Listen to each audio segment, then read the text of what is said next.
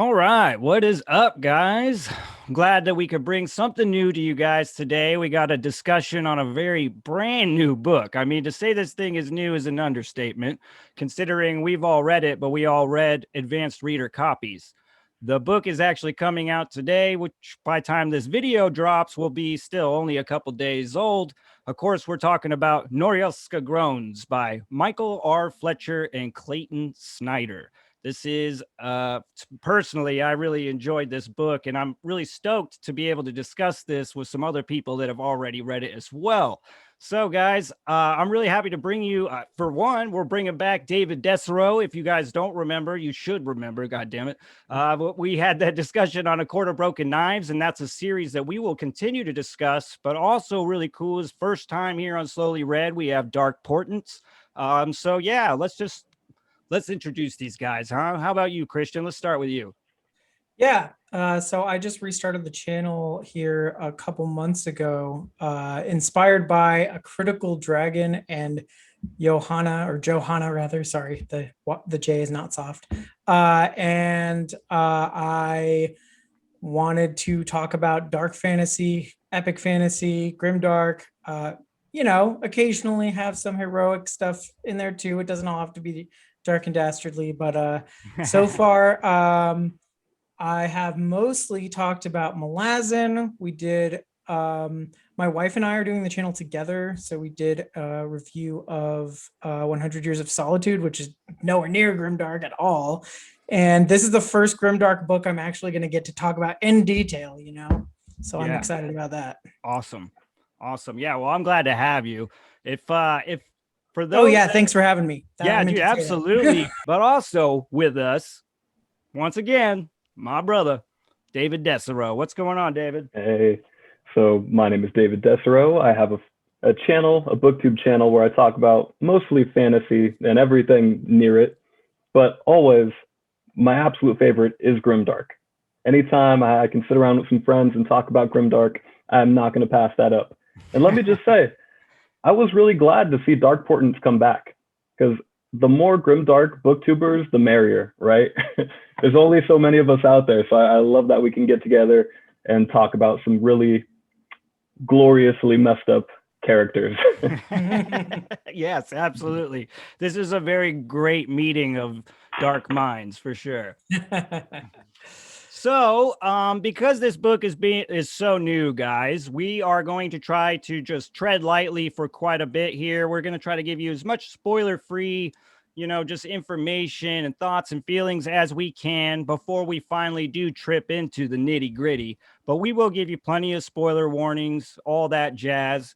So just go ahead and feel free to get comfy for a while if you haven't read the book yet. All right, let's get into it. So I think, what did you think of the book, guys? I thought it was, I don't want to say surprisingly great, but I haven't read anything from Michael Fletcher or Clayton Snyder yet. This was my introduction to them. And I had heard of course, all about Beyond Redemption and Michael Fletcher having one of the most grimdark books out there. So I knew to expect something grim. And I got everything I wanted, I think, from that. I was very satisfied. There's some scenes in there that push the envelope for sure, as far as like and I don't mean for the casual reader. I mean for like fans of grimdark, you'll be like, wow, they went into detail there and they slowed down and let you enjoy every second. And wow, me just say wow. Yeah, for sure. How about you, Christian? Well, I could not put this thing down. It's really fast-paced, horrifying, just like heart thudding in your chest. But even and there's like so much mystery and intrigue. And the world building is just so great. And I mean, I'm sure we'll get into all this stuff. I'm just giving the broad strokes answer to your question right now. Absolutely. But I just could not wait. Every time I had to put it down, I couldn't wait to come back to it. If I had an audiobook, it would have gone even faster. But I loved it, and I really loved it because for me, like, there's a broad spectrum of what constitutes grimdark, and not everything that I would call Grimdark hits every single beat. And I've read Mike Fletcher before, this, which is why I picked it up. I actually accidentally read this book because he was like, "Oh, I want to give out advanced reader copies," and I messaged him. I thought I was trying to get She Dreams and Blood's advanced reader copy, and then Norylska Groans was in my inbox, and I was like, "Oh, okay, let's check it out." And I read Blackstone Heart. I'd read Beyond Redemption. I promise I'll let somebody else talk in a minute, but real quick. And while they are grimdark as hell and fun, neither of them have like a really serious focus on political economy and the way, and the like sort of oppressive way that the political economic systems like bear down on people and constrict their agency, which for me like is what is like very stereotypical of grimdark. Think Joe Abercrombie's The Blade itself, and even more so with the Age of Madness trilogy. The way that human decision making is constrained by political economy isn't showcased as much in those books, for good reason. Those are still great books. I love them. So it was nice to see Michael Fletcher really cut his teeth on showing that aspect of the genre, and he did it really well. Really well. I'll stop there. Yeah, no, I'll agree. Like he this one definitely has a lot more of that that political oppression, and you feel that. I will add, just because I've read his City of Sacrifice books, and the way he does the Ring City of Bastion, it has a lot of that like political like caste system and whatnot, and you really do feel like the difference between like being somebody, you know, that's just been stifled, and there's these people that are just kind of, they're shitting in high cotton, and you kind of feel that tension between the two. And yeah, I once again, he did a great job in this, and I agree. It was fast paced and it was hard to put down.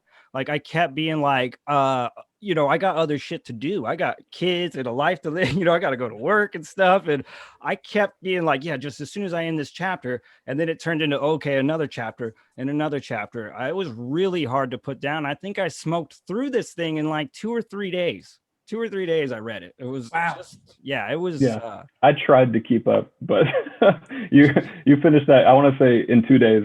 And then I was like, okay, I will try to catch up. Yeah, it really grabbed me. And I thought it was refreshing. I felt like it kind of did have a different, it did have a dark and dastardly grimdark tone, but the setting is, like you were mentioning, Christian, as well, that is so good. And I felt like it was refreshing. The setting and the magic system do bring something kind of new for those people that have been just kind of consistently reading something from like a medieval standpoint. Right. Yeah.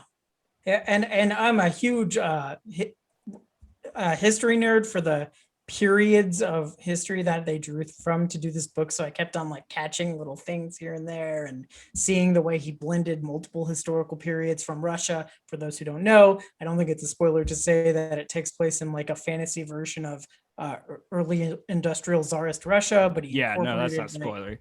Yeah, he incorporated like elements of like oh, that's my alarm for my medicine. We'll ignore that and I'll take that later. He incorporated elements of so 20th century Soviet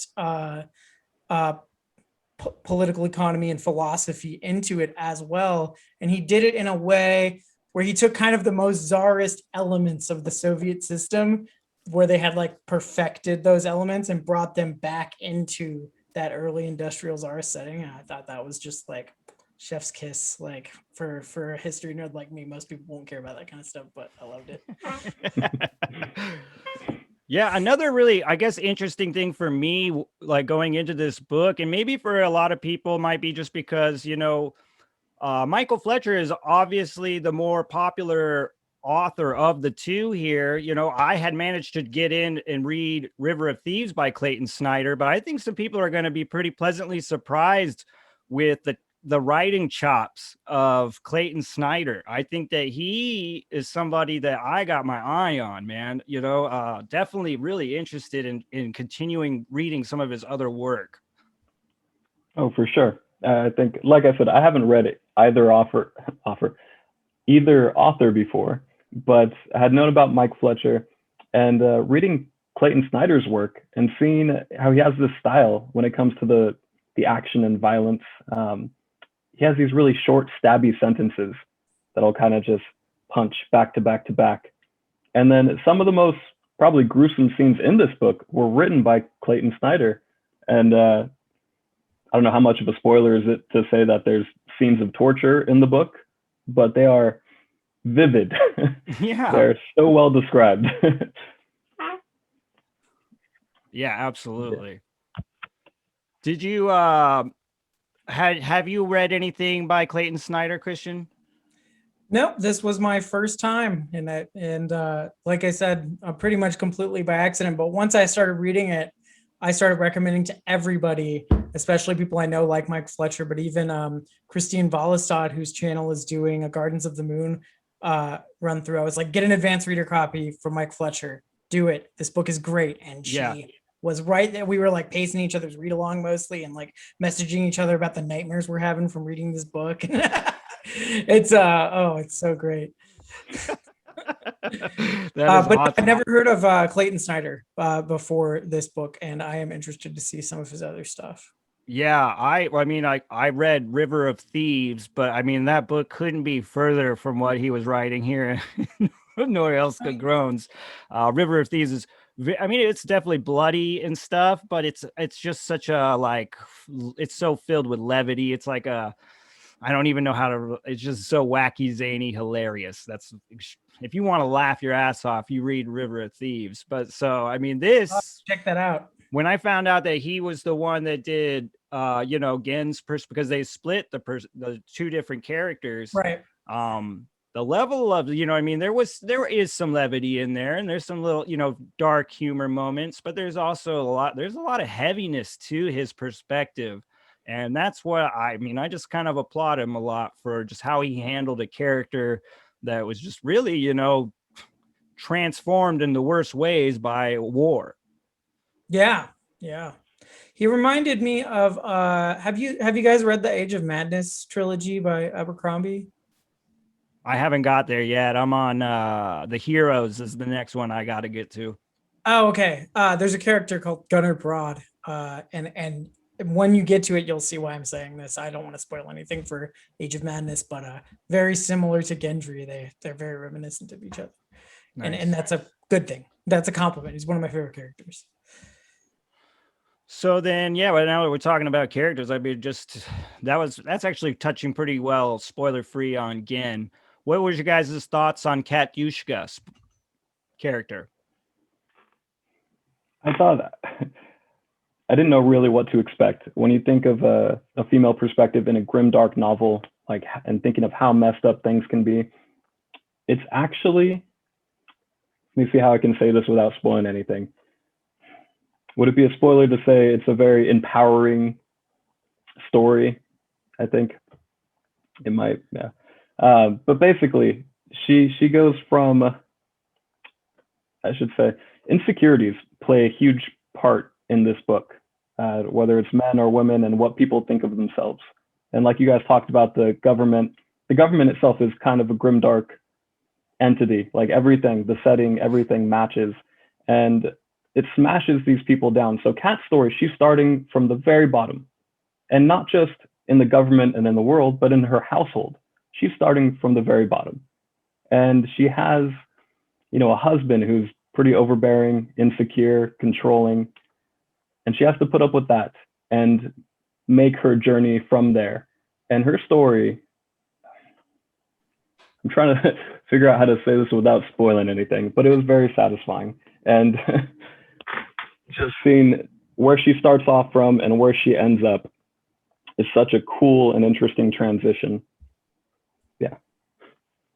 Yeah, I'll agree with you there. I really do love her arc, like how she starts and how it ends. I really enjoyed that. Well, so actually their family, it does start off pretty close to the bottom of society, but it kind of exposes some of the ruthlessness of the class divisions in Norylska, that they're not quite at the bottom. They're just above the bottom. And her fiance or boyfriend or whatever is like embarrassed that she has to go into the worst neighborhoods of Norylska to do the shopping. But then he doesn't want her to to be employed or get a job, which is because of like the gender expectations and the traditionalism and stuff like that. But one thing that I really loved about her character is the way her character was used to show us like how the magic system works in a big way, and how and to further expound upon Michael Fletcher's fascination with the idea, because it runs through other of his books as well, of how memory and identity shape each other, and and expanding that beyond that question to also the questions of like, what's more important to determine who you are and what you're going to do? Is it the personality traits, or is it the memory? And I don't know how much we want to talk about the magic system in the spoiler part, but that's that's a little teaser of it at least. I know that's the one thing, is the magic system is something that does bring this whole another kind of tone to this book for fantasy, but it's so hard to talk about it without really giving away like stuff. It feels like talking about the magic system is just spoiler nation. So it's difficult because you want to be like, guys, you got to read this because it's got this kind of refreshing take on magic, and you'll really dig it, especially because it gives off a sci-fi vibe almost in a fantasy setting. Yeah. But they're like, well, yeah, well, tell me more. You're like, well, if I do, then it'll give it away. Yeah. Yeah. I think as vague as we can be about it is basically saying there's magical stones that have personality traits on them, and people can wear them and adopt those traits. And there may or may not be a cost associated with taking on personality traits that aren't your own. And I think that's about as vague as I can be. That's actually that's a great way to sum it up. Spoiler free. I like that. Well, and I guess since this is going to be on your channel and you just did a spoiler-free review where you did mention this part, we could also say that by all means, mention, if you've seen my review, you can by all means mention anything I did. Right. So you did mention this. Some of the stones also store memory. This is what I was talking about.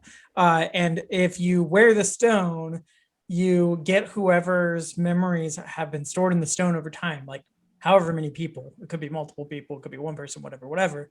And then if you remove them, all the memories you acquired while you were wearing them, you don't have those anymore. And whoever puts the stone on, they'll have the access to those as well as the ones that you were accessing. So it gets pretty interesting. Yeah, and I just really dig the way that they pulled it off, because just that in itself, it is really intriguing. But there could be people out there that are like, yeah, okay, cool. But it's like, once you really kind of see this stuff in action, it really is disorientating. Like, you're kind of thrown off because it's like the fucking stone comes off and shunk. It's like that, memory is gone. Like, so you're just like, there's this block of shit that happened and the reader doesn't know what the hell happened. And you're kind of constantly trying to put little pieces into play by this magic system that's confusing you a bit, but also really entertaining you. Yeah, I really like how the magic system actually adds to the mystery of the story. It's not just like, oh, they can throw fireballs or whatever. No, this is deeply intertwined with the story and the mystery. And these characters, especially Kat, she takes the stones off and she doesn't know what happens. And at some parts, you don't know what happens either. And you're trying to piece everything together like, oh, wow. The first time that happened to a character in the story, I just got like goosebumps. And I was like, oh, God, are they going to do this to me the whole time? And they didn't. But it was still quite horrifying to like think about how that must feel. Oh, no kidding, right? Ugh. So, I mean, not just the magic system being kind of like a breath of fresh air in some ways.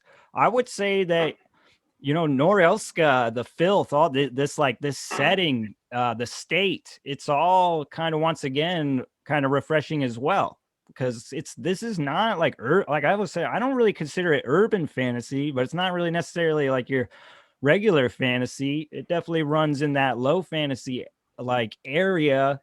But this setting kind of also creates that sci-fi vibe along with the magic system. And I really love this disgusting background of, Norylska with the soot falling, and they got to pay these guys they're out there shoveling soot all the goddamn time and digging up, finding bodies and shit. And that's just really like one of the nicer parts of the neighborhood, probably. Well, and it stinks, right? Because, I mean, this is like the first chapter, so I don't think it's spoilers. The economy is based, a large part of not just Norilska's economy, but the country, Kievan's economy, is based on these megafauna that they hunt, and they process it for meat and like glue and whatever. And they have these huge like meat packing plants where they're like processing this stuff. And so that it just smells like a slaughterhouse in the city. And the only other major industry is like the mining, and then you go to the mines, you're just gonna die. Like if you work in the mines, like it's so brutal. And like there's like I love the relationship they show between like sort of like the private world of the criminal underground and the system too, because like the crime families are all connected to the nobility and stuff. So it's like this like horribly grotesque and corrupt like relationship between the private and the public world. It's great. Yeah, there absolutely is no safe spot. There's no safe place. It was like danger around every corner, on every different level. I love it. Yeah. I love how there's no safe path, right? You want to work in the mines, eventually your hands will get mangled and you'll slowly die. Or you want to go to the meat packing place and maybe they use you for a few months and then lay you off. Or maybe your arm gets caught on a machine. Right. And you just die. Maybe, yeah. And then the city's literally called filth, right? It's like, that's great. And then you have this relationship between the criminals and the government. And it's just like, basically, there's no easy path in this world. There's no, if you want to, like, again, he wants to, raise a family. There is literally no easy path for that. He can't just get a regular job, live a peaceful life, and live happily ever after. Like, everything. It's like regular job, crappy job, you might die. Or you take some risks and you might die. Well, you could be an attorney, and that seems relatively safe until your door gets kicked down by until they come for you. No one's safe. Right. Well, and one thing that I thought was interesting is like if you're going to make a setting like this, like there could be a temptation to, there in some ways Norilska and Kievan kind of remind you, like the overbearing nature of empire in it kind of remind you of like the Lord Ruler in Mistborn. I don't know if you guys have read this, but there can be a temptation to make the Tsar, in this case, the big bad, and make the plot about like trying to overthrow it and like change the world. But instead they like just made it like this like ever-present part of the setting. And then the plot has like nothing, I mean, not nothing to do with it, right? But it's not like this like change the world, overthrow the empire, like get the Dark Lord kind of approach. It's like, very personal, like the struggles are very personal, which is like kind of consistent with like the swords and sorcery roots of Grimdark. Yeah, I appreciate how close and personal this story is. Like, it wasn't like Gen doesn't have to save the world, and neither does Kat. Nobody's like, I want to save humanity. No, they're just trying to survive. Like, they're just trying to live their lives. And it's like, who can't relate to that? You know what I mean? Just trying to find a way to make it in the world. And I appreciate that. Yeah, that was one thing I was like, regardless of the tone and the dark shit that goes on in this book, those two characters you can sympathize with. They're not bad people. This situation sucks. You know what I mean? They're just trying to do what they can. And so it is a really interesting book to have such just kind of brutal shit in there. But, and like I said in my review, some people might not be able to get behind the stuff that's going down, but by all means, you'll still sympathize with these people. Right. Oh. Well, without giving too much away about the mystery plot, the mystery. Even when I figured out maybe like 2/3 of the mystery before the reader is told essentially what the big reveal is, what the big twist is, and it only made it more horrifying. Which, if you're gonna read like a noir horror type book like this, that's what you're going for, right? So like even knowing it, the part of the reveal that I did, we could talk about this again in the spoiler part and get into what I'm talking about, but like it only made me go, oh no, every time something happened, because I knew where it was going. And then there was enough of a twist. And this way is very similar to like Brandon Sanderson, the way he writes plot twists, in that, you know, you guess part of it, but the part you don't guess really flips the whole thing on its head and kind of adds like another layer of depth to the story,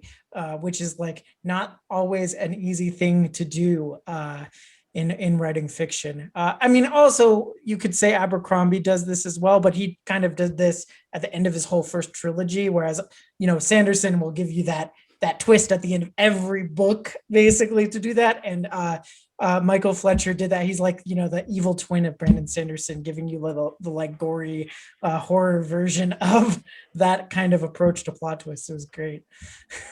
Yeah, that's actually exactly what I was trying. I was trying to get out there was the mystery aspect of this book, because there is that element to it.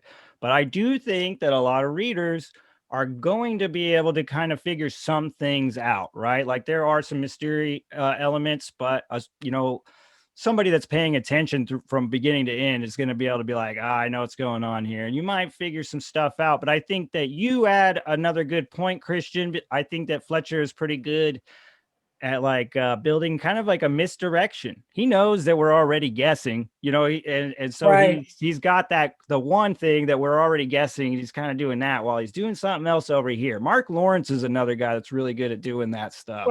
Well, and in addition to that, even the part I did have figured out, he threw out like a red herring or two that made me go, wait, do I have this figured out? And like made me still kind of on the edge of my seat, like not really knowing if I had figured it out, but like, I mean, I had, but you know, there were enough red herrings that I was like, wait a minute, what's going on? You know, it's very exciting to read stuff like that. You know, the intrigue was just like very so well written. What did you think about the mystery aspect, David? I think that's the mark of a great mystery, is the fact that after I'm done reading, I don't go, oh man, that was dumb. I don't want to, you know, look at this book. I want to read it again, like almost, you know, right away, because once you see the mystery unfold and you know what the big reveal is, the idea of going back and seeing from chapter 1 all the way through and seeing like, oh, wow, that means during this situation, this meant something totally different. And yeah, the feeling of goosebumps and just being creeped out, like, wow. Yeah, it's just a mark of a good mystery to me. I do want to correct something I said. I gave credit to Michael Fletcher for the mystery, but it was built on both sides and both the chapters of both the main characters. So it really is Clayton, Snyder, and Mike Fletcher. They did the plot together and just wrote the individual chapters. So it's really both of these guys that came up with this sick twist at the end there. Yeah, I honestly, that's one thing that kind of blew me away though too, is like, and I mentioned that in the review, is like, this is written by two guys and they have distinct voices for each character. But at the same time, I could have saw one guy writing that. Right. No, yeah, definitely. I actually had it guessed wrong, even though I've read like 2 or 3 of Fletcher's books before this. I had guessed wrong which character was written by which author. So did I. Because So did Gentry is I. very similar I hadn't to, read them. in some ways, he has a similar voice to, I can't remember the guy's name, but the main character of Blackstone Heart. Oh yeah, Crane. Yeah, Crane, that's it. So I thought that's the guy. But Fletcher was like, no, actually, you know, I have range. I can do other things. That's this one character. The one thing that I still kind of early in when I started kind of thinking that Cat might have been written by Clayton was really because of all these the like cigarette antics that were happening. I don't know, you guys, all the like people pulling cigarettes out of each other's mouths and lighting them. I mean, it's little thing, but it's like this little hilarious touch to the story. And like I said, coming off a River of Thieves, I thought it might have been, this was Clayton. Obviously he's bringing that funny shit, you know. And when Michael Fletcher told me who had written what, I was just like, okay, then. I hadn't even finished yet. I think I was about halfway through the book when I found out who had written what. Wow. Yeah, I had the order flipped too. It's just based on reputation alone, because I haven't read these authors. So I thought when I seen the really messed up scenes, I was like, oh, I'm guessing that's Fletcher. And then I found out it was new. That was Clayton Snyder. And I'm like, oh, okay. That's somebody else's work I got to check out. Right. Yeah, absolutely. He's got my attention. Well, I mean, Fletcher's a guy who's like, at this point, anything he drops, I'm reading it. Yeah, I'm behind though, but I'm definitely I want to have his whole collected works under my belt at some point. Yeah, I'm very behind, but I'm excited to dig into his books, especially Beyond Redemption and Blackstone Heart. I can't wait to dig into those eventually. Well, Beyond Redemption's a duology, so if you read that, you have to read the sequel. Yeah, and it's got, I mean, who knows when he'll return to it, but I mean, we can only, hope and pray. So, I mean, I guess another thing I would like to kind of point out for people that might be interested in this story that I thought was interesting as well is this is going to stay a standalone novel. But they're going to kind of remain playing around here in the world. I actually really like this idea. What do you guys think? I think you just eliminated one of my author interview questions. I'll still ask them so that people who watch that and don't watch this can know. Well, we still need the answer. Right. But yeah, I would love to see more in this world, especially the way it ends. I'm like, I would love to see where they go next. Like just the way everything is left. Yeah, I know as as fantasy readers, we're kind of built for we're used to series. More. Everything's a fucking series. Everything's a trilogy. It's multiple books, so something coming at you with it's just like a one and done. I don't know if that maybe in some ways you're like, oh man, I want more out of it. But man, I feel like they do a good job of getting in, getting out and telling a tale of these two lives. And I do love the prospect of returning to the world with more characters, because obviously this place is going to produce some interesting cats for sure. Yeah. I'd love to see more stuff in this world. There is something that I thought could be changed about the ending that would deepen the horror of the ending for one of the characters, and I won't spoil it in this part, but we can talk about it later. But it's not something that could be addressed in another book. It's just something I wish was in this book, and I'm glad this is one and done. But I am also glad if they put out more stuff in this world. So sounds like they're speaking my language with their plans here. Yeah, it's like I would love to see more, but at the same time, if they decided not to, and this was just a standalone, it works. So if you're somebody that just wants to pick up one book and read it, I would recommend it, because this is something that by itself, it works. But at the same time, personally, I'd love to see more. Yeah, absolutely. So, man, I think we might have given the people what they needed. I think it's about time that we start cracking some of this stuff out for us. All right. All right. So for those watching at this point, man, we're going to start stepping into spoiler territory. Maybe you've been, blessed with picking up this book just in time to enjoy this, or, maybe you haven't got to it yet, which, I will encourage you to get out there, read it, and then come back and see what our crazy minds are all coming up with here in the spoiler section. All right. But for now, just be warned. Spoilers ahoy. All right, guys, let's get into the nitty gritty. Who wants to start? Because I know this is the good stuff right here. Right. Yeah. So can we talk about the torture scenes? Can we jump right into that? Sure. Why not? Let's go to the first one. I know it's chapter 17 because we are. Chapter 17. The creativity here to think of here's these small metal rods that I'm going to shove down this man's throat, put a handle on it so there's blades that extend, I guess, on these wires, and then slowly just pull slow and talk to the man and sit there. And Gen's just fucking talking to him, asking him questions, and he's blood's gurgling out of his mouth. He's shitting himself. Yeah, he's farting. Just slowly. I was like, he didn't shy away from this, not one bit. This is what you want. I think when you want somebody to slow down and really make the reader feel what's going on and make the reader cringe and be like, damn, they get into it.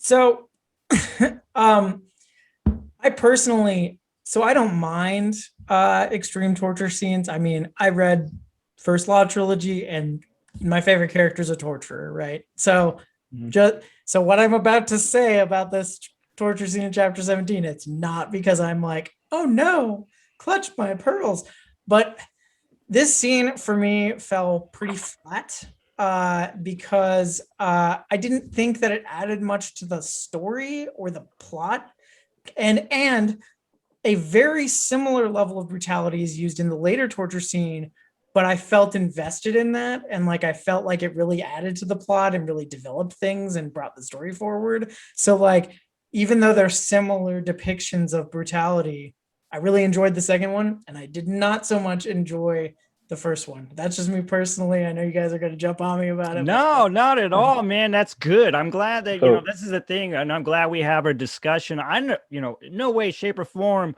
do I want to start an echo chamber. You know what I mean? I want to hear these different opinions and different thoughts. Personally, I liked both. I didn't know we were gonna get two. Like, Right. Yeah. you know what I mean? So honestly, going into the first one, I was like, this is all right.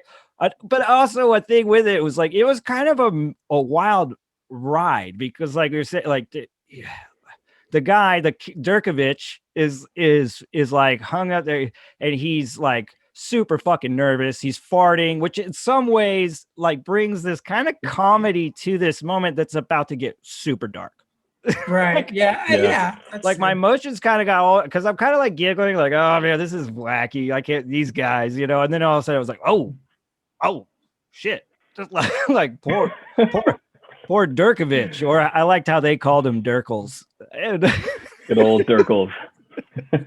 the other thing being is, with some of these authors, if you start reading and getting into these guys and start, learning a little bit about them, there's a lot of these guys that are friends, these guys that write these books. And I can't help but think every time Dirk gets used in some shape or form that it's Dirk Ashton. Dirk Ashton. Ashton. Well, I mean, if you're going to abuse another author in your books, at least let it be one of your Doppels, right? Because Dirk Ashton is just one of Mike Fletcher's Doppels. Dude, So, I just like, it's so great because of like, I could only imagine like just a group of friends that all write. It's just like they all just like Mhm. write about killing each other. so Throwing in a you can other cut this people. out if you want to, but I think it's funny. Do you know about Stephen Erickson wrote Joe Abercrombie into one of his novellas? No.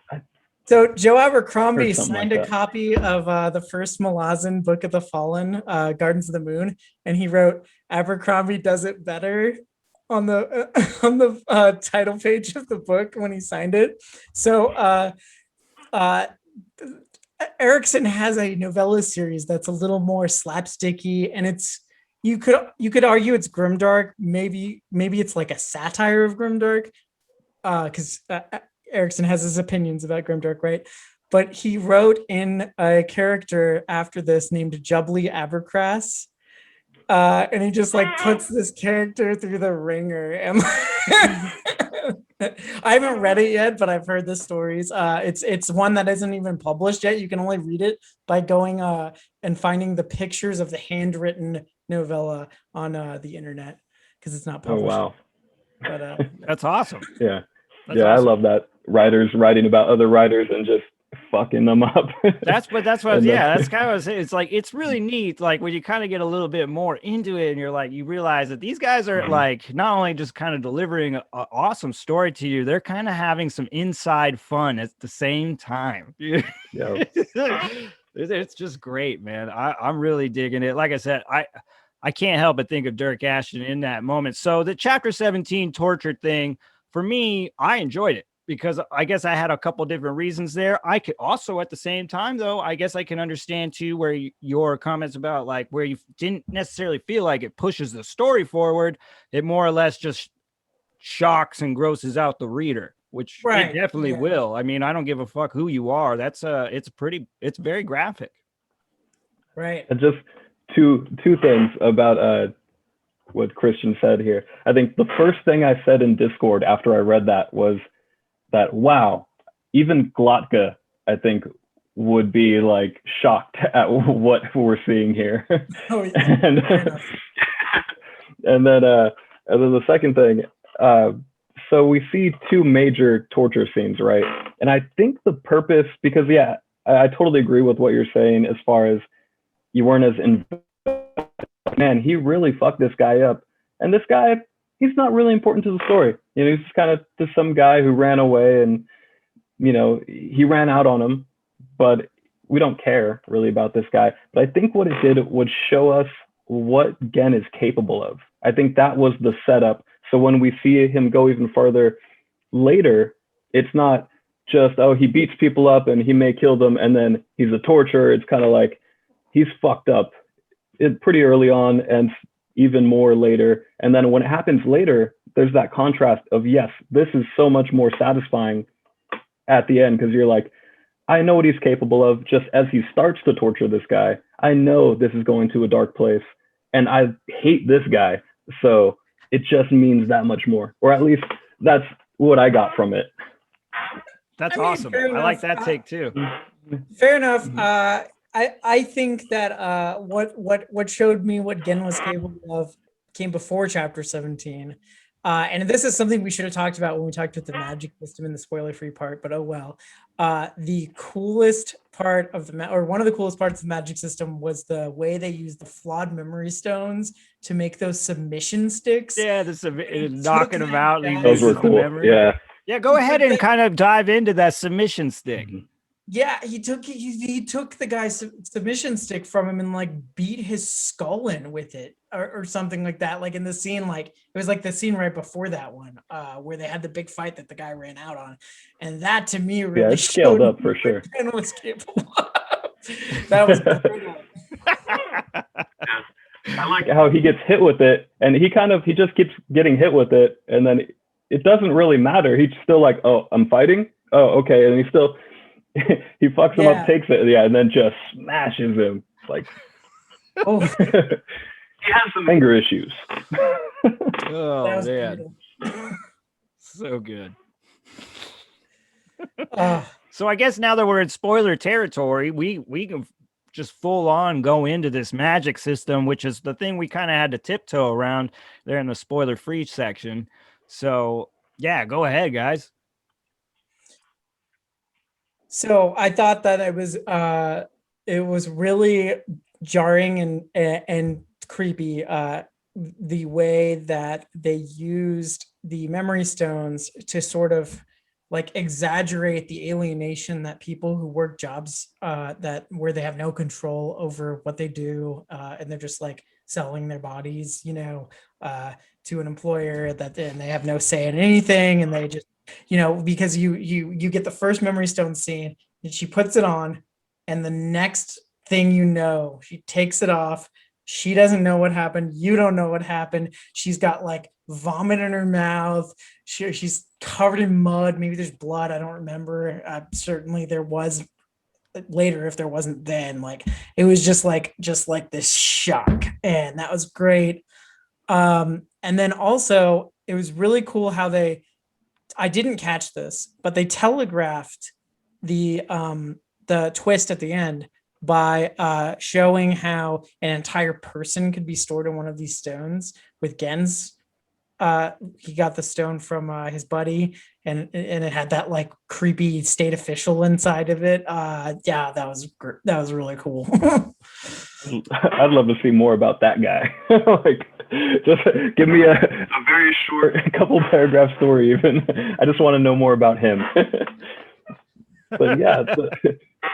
Yeah, one of the things, because like I really do like too, like with that, like not just the Katyushka's, like when we follow her, we learn a lot, but just in the beginning of her chapters, we were kind of getting hit with bits of the like history or lore or whatnot that kind of started to flesh out that magic system.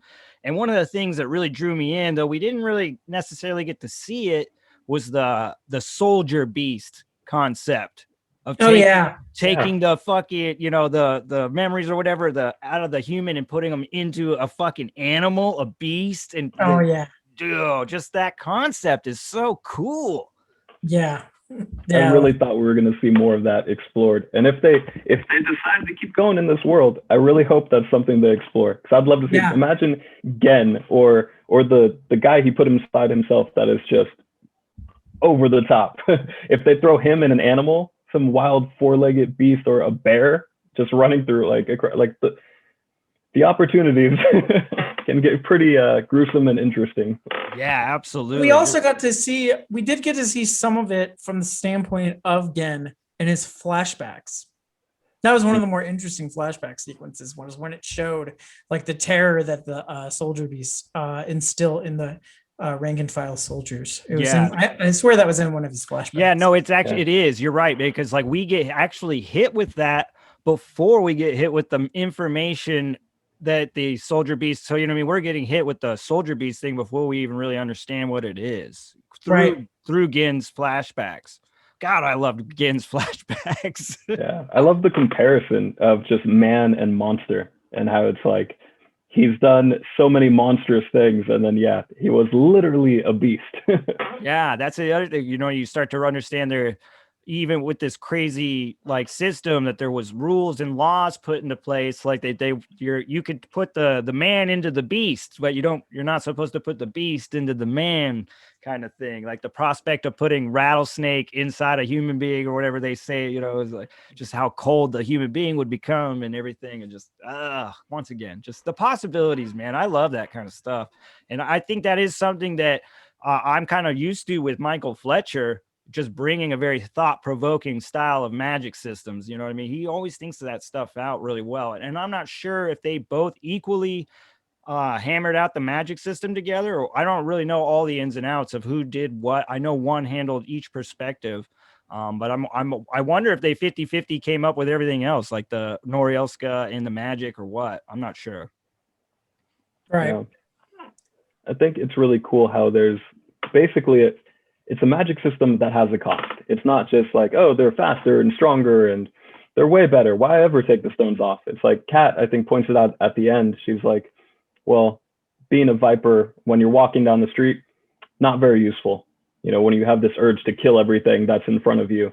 And it's like, yeah, sure. Okay. You're better at killing, but there's more to life and more situations that require a lot more nuance than just killing everything. And yeah, even in a dangerous place like Norylska, you know what I mean? So what I was talking about with the plot twist thing, I knew it was or I thought I knew, at least it was Lazarev.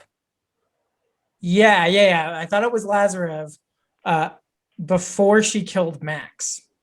So as she's killing Max and then Pankin, I'm going, no, like, and it made it even more horrifying because she's fucking up. And I think that where they could have like dialed the horror up a little farther is, especially for people who maybe didn't know that it was Lazarev when she was doing the murders, had a scene where, and I know they couldn't have done it like right when she figured out that who the bad guy really was, and that she made the mistake because there was like a fast-paced kind of action scene going on at the time, but have a scene maybe later where she like breaks down in horror at the fact that she murdered these people, including this guy she loved, for the wrong reasons, because then it would have like driven it home further for the reader, like the trauma and the horror of that. That would have been nice, but I at least got to experience it a little because I knew that it was wrong, like as she was doing it, and I was like, oh my God. That was great.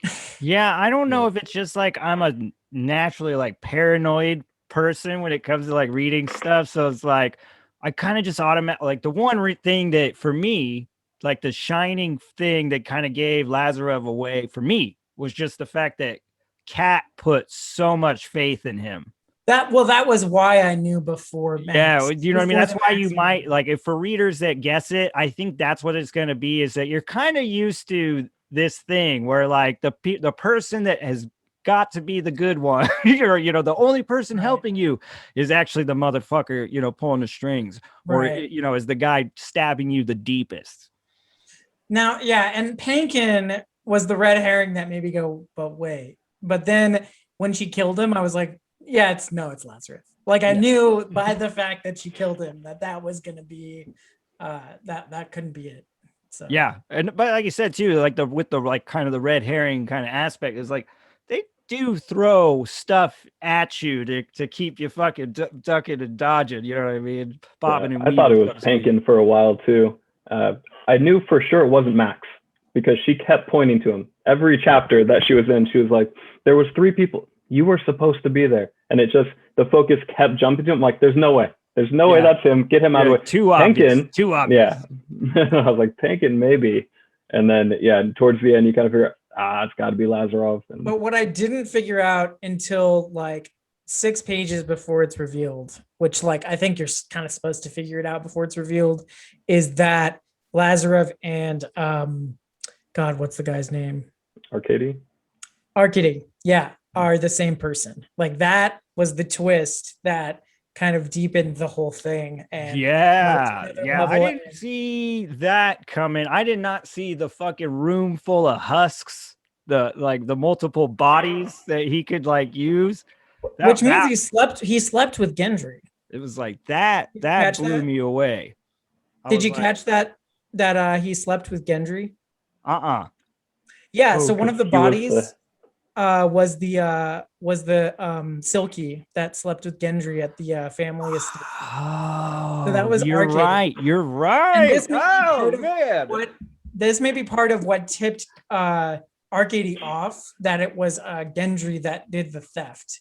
Because one of the things that I thought about was like, how did he know? But then once you realize that he's Lazarev, that's really how he knows, because she told Lazarev, didn't she, that she got the book from Gendry. That's how we found out, right? Well, okay, so anyway, kind of inconsequential, I guess, but that woman that slept with Gen was Arcady as well. That whole scene where she kind of like that did, like I said, like there's this mystery to the book, and like as the reader, I'm like, oh, well, I mean, this mysterious part, I'm kind of calling that. I think I got that shit figured out. And then you end up in this room with all these bodies, all these husk bodies, and you're like, oh, like you said, you're like, I guessed this, but this was well out of sight, and I did not right in the face. So the bodies thing and the stone with the like Czarist torture guy. Those 2 clues are what let me figure it out. I think when you're pretty much supposed to figure it out, like 6 pages before the reveal, because she's walking down the street with Lazarev and she says a quote that Arcady had said to her. Yeah, in her house with her boyfriend or fiance kind of deal. And that's kind of the moment, like, like you're kind of like a few pages, or at least I was like a few pages ahead of her. That's the moment where I'm like, the room full of bodies, and then you have the stone, and then oh my god, it's Arcady! Like you kind of put the puzzle together, and then she dies, and like and then right after that, they go to the statue, which is Arcady's hideout, and so it's like yes. But yeah, when we first go down there and you see all those husks, I had no idea what to think. When I'm like, all the bodies are just there, and they're what's going on? And then I totally predicted Lazarov. I thought he was working with Arcady. And then it seems so obvious after they reveal it, like, oh, they have stones so where you can store people and personalities, and you can just put them. And we haven't seen them at the same place at the same time. And it's one of those things where it's shocking, but you're like, of course. Yeah, and it's there. Like this is once again back into that like madness of Michael Fletcher, and he'll do this much work and only give you this much, because I do know that's the one thing, lucky enough to be able to talk to him about this stuff, was he was also explaining to some of us on the Discord that those bodies, they have to be like, he has to like enter them and exercise them and do all this shit with the bodies so they don't basically go bad. Like they'll die off if he doesn't enter them and get some exercise and eat and stuff. So just imagine like Lazarov, all those, like as many as there were, he had to on a regular basis get inside each one of them and keep them living. Oh, it's so sinister when you're thinking The about how amount much of work. Oh, work. well, then that maybe when he slept with Gen, that was partially just a way to exercise his silky. Yeah, he wanted maybe, that. right? Needed his exercise. Actually, yeah. Now that we're talking about it, he did want it because earlier on, he sees Gen turn his head at a woman, and he's like, "Oh, now I know what gets you off," or whatever, you know. And He's then, like, oh, okay. and that's what he brings to the table for the silky when they offer it to Gen. Oh, That's one way to seduce somebody, I guess. If you know their Right. type, just pick up a body that looks like that. right. Well, yeah. I wonder if she was there before beforehand, if you had her in the room already, or if he was Mhm. if he went out and drained somebody's whole personality away to do that just for that. Yeah, I know. What if it was just she was minding her own business and he kidnapped that lady just to be like, I know that's what Gen wants, so here we go. Like, So sinister. Well, they probably have brothels that are like either that's fair. that are like kind of on the family payroll. So he probably abducted her from one of the family. Well, do you have to pay them if they're an empty husk? I mean, I doubt he works as a prostitute himself. Yeah. Like so, Yeah. but he probably was just like, we'll gank one of our girls and tell her she's getting a promotion.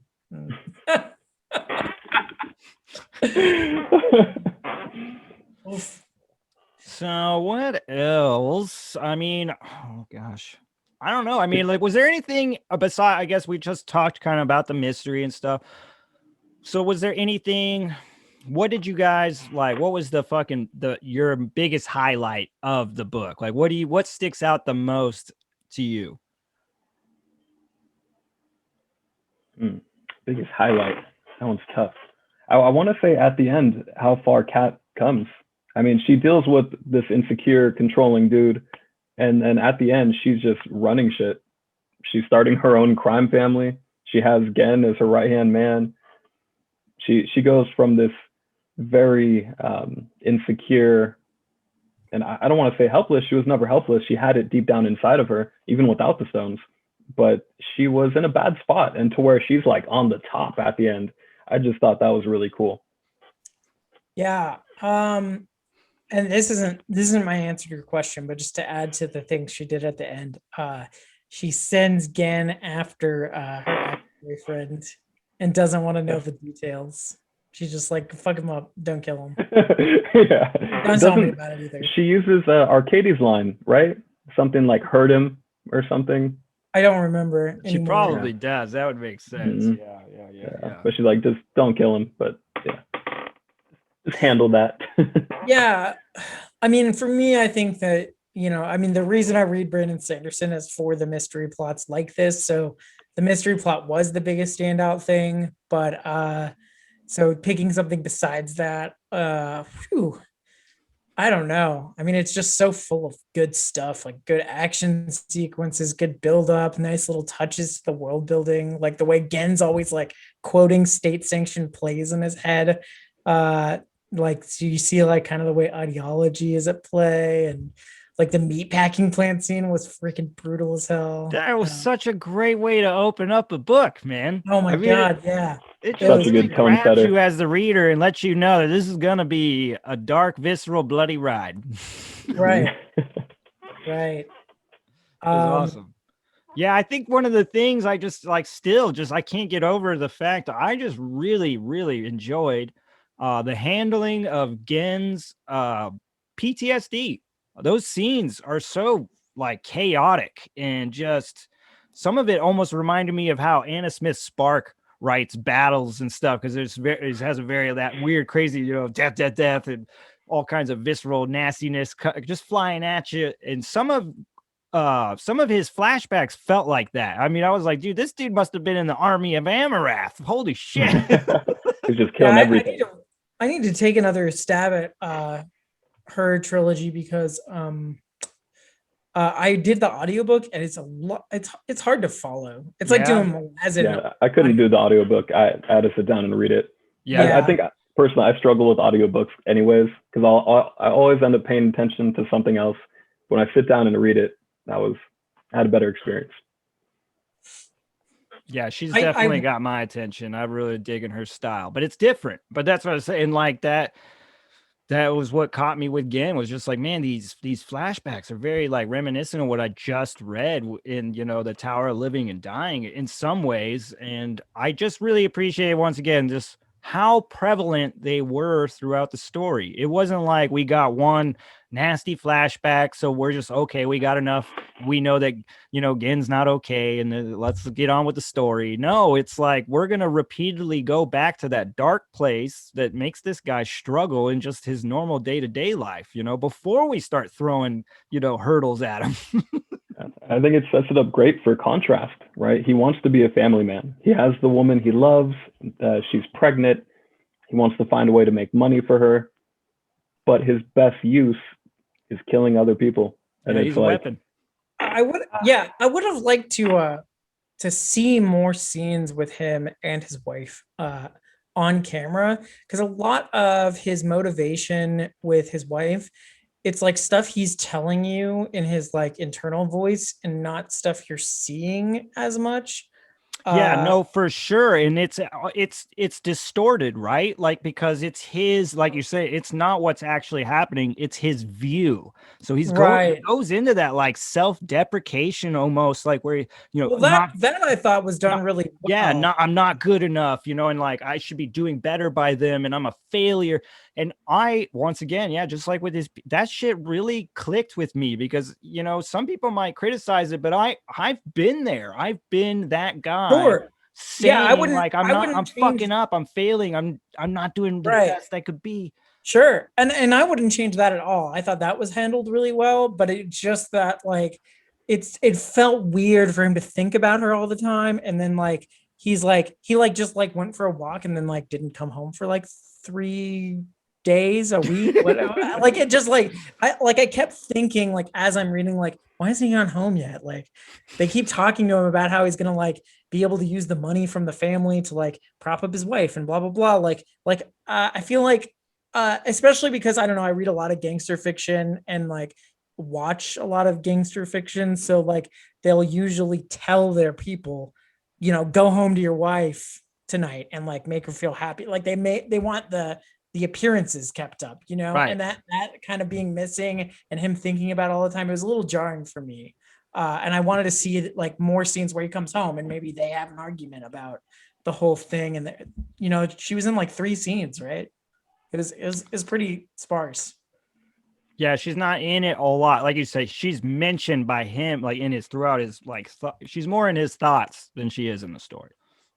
Yeah. I mean, I have these little nitpicks, but I just want to be clear. I love this book. I'm not absolutely nitpicking it to like be like, no, it sucked or anything like that.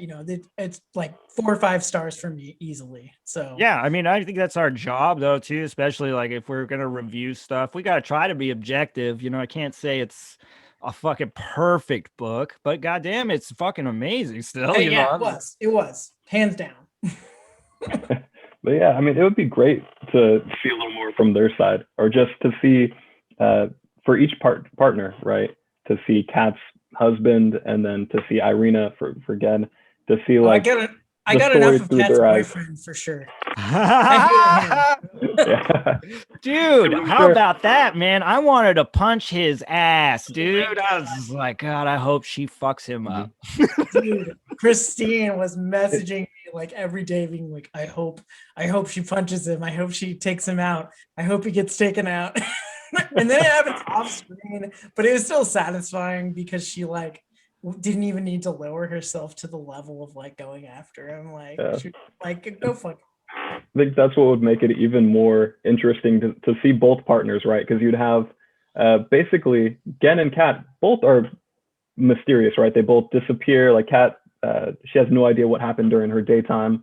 And so both the partners have to wonder about them and to see how they handled it. Like Irina, maybe she's pissed off. Gen didn't return home for like 3 days. I get that. But this guy, she comes home when, she's supposed to. She just doesn't remember what happens because she took this job to help support them. And just seeing how he would break down emotionally throughout the day. What is she doing? What is blah, blah, blah. And just starts thinking all these crazy thoughts, and like how much Irina is probably more mentally strong than he is. Right. Seeing that contrast of partners, but because she went home at the end of every day, we got to like live in that and like feel it a lot more than we did with Gen, and Yeah, which I loved. It definitely makes you sympathize really easy with Katyushka, because you're just like, dude, I fucking hate the people around you, dude. I just want you to do better, girl. Like, get him, you know? Yeah. I want you to do better out of spite. Fuck these guys. And one thing that was handled really well is how strong the character of her dad was, and he never appeared on the screen. Yeah. I mean, like, her father is a big part of her, right? Like, and I do like that they kind of like go back to that. And I mean, it kind of helps you understand the motivation somewhat, right? Because it's like basically her family name has been smeared somewhat, right? And once again, that kind of rolls back into that whole like the setting. Imagine like kind of the smear campaigns that would happen to people, by the state. Right. Well, and the state teaches, it's not even just the state doing the smear campaigns, it's that they teach them how to be a proper Kievan citizen. And like part of that is like your neighbors watch you and you watch them. And like, it's not like the cops are going to knock down your door necessarily and be like, oh, are you sleeping with somebody? It's like this whole like paranoid culture. Yeah, it's a culture of like snitching on each other, You're like, hey, right. Make sure society eats itself.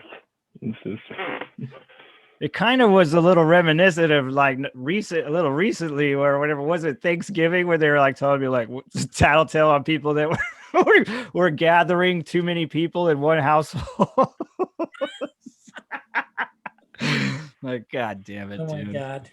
Oh, well, what else, guys? You guys can think of anything else? I know we're probably gonna need to wrap this. I think my camera might die here pretty soon, but yeah, I'm getting kind of tired. yeah, I totally get it. What is there anything, one last little bit that you'd like to leave for those watching? Any last like parting words?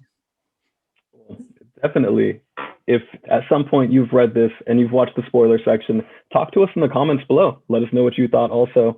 And yeah, I mean, for me, I thought this was just a really cool, I think a lot of people argue over what the definition of grimdark is, but I think this is very fair to say that this is a grimdark story. It has characters that are very flawed, yet you still root for them because the world's fucked up and the villains they face are even more messed up and they're in their way. Like, these are people blocking them from living their life. And it was highly enjoyable. I'll say that.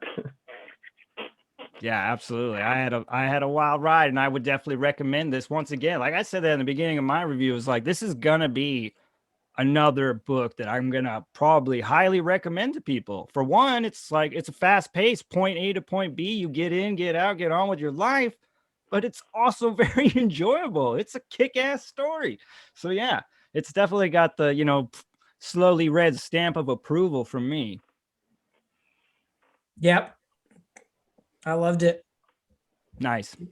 Yeah, I mean, anybody who's read this far is probably, or who's watched this far is probably already read it, but yeah, it's a wild ride. I can't wait till more people have read it so we can actually freaking talk to people. Yeah, absolutely. I can't wait too. I hope that there is like quite a few people that go out there and give it a shot, because I would love to see what a wide variety of people, think about it. Right now, basically we got reviewers' thoughts and opinions on it. I'd like to see a lot of, what the readers think, not that we're not readers, but shit, So if you're a reader, tell us what you think. Yeah, absolutely. For you guys out there, like, feel free to light these comments up if you've got your hands on this book, whether you like it or you don't, you agree, disagree, that this is all part of the fun, guys. So I'm going to leave a link to both these guys' channels in the description. I'm going to highly encourage all you guys to go out there and check them out. In fact, I'll probably do another little thing in the beginning of this as well, so we can try to get a little bit more traction going for these guys, because I do believe both you guys are putting out awesome content.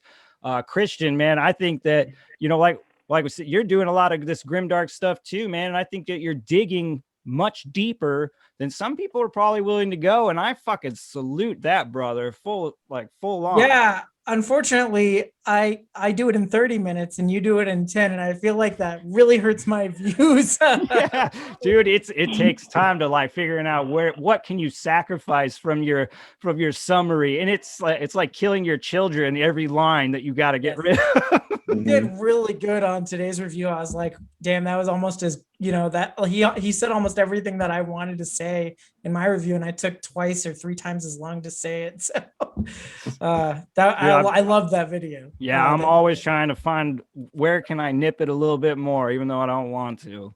And then also, guys, don't forget, we got David. David, I'm super stoked that you got in on this fucking buddy read with us. And I'm even more stoked what you're reading right now. And I can't wait to get in on that discussion with you on that. Oh, yeah.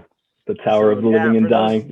Yeah. For those out there, just know that there will be another discussion heading down the way. And man, most likely we're going to have Christian back on here as well. I think this is a great little melting pot of dark minds that we'll have to do this again, guys. Nice little grimdark gang. When are you guys doing the Tower of Living and Dying? Like, I don't know if I could catch up in time. Maybe I don't know where, depending on where David's at, because you've already read A Quarter Broken Knives. I have, but I kind of wanted to reread it. Yeah, I got you. But maybe I could just I don't know, reread it later and try to start on the Tower of Living and Dying. Yeah, well, I mean, we're gonna just be covering the Tower of Living and Dying. So, I mean, if you want to try to get in, I'd be more than glad to have you. I'm also trying to get CK in on that one as well. Yeah, maybe I'll. She should. Because I know. I'm a pretty slow. Yeah, I was gonna say I'm a pretty slow reader. I'm like halfway through. I'm sure you can catch up to me if you'd like to jump in. And it's not like if I finish, we have to film that day or anything. I mean, if you're interested to jump in. Yeah, I might go ahead and get it on Kindle pretty soon. Heck yeah. Well, look at that. Magic in the making. All right, guys. As always. I've been trying to get David on a chat even longer than I've been trying to get you on a chat, Mark. So we finally got it together. Yeah, we finally linked up. Now we're here. Glad. Now we're doing it, man. Nice. We just got to keep it going is the whole deal. Sometimes it's a pain in the ass for me to record. I'm on the road right now, but I brought everything with me. Yeah, I've got kids. Oh, wow. I work retail, so it's like retail is just crazy. But thanks for having me. Yeah. Thanks for coming on, guys. Okay, so for all you out there still watching, hopefully you enjoyed this, found it somewhat informative or entertaining or whatever. Like I said, go ahead, drop down in the description and find these guys' channels and go give them a peep. All right. Peace.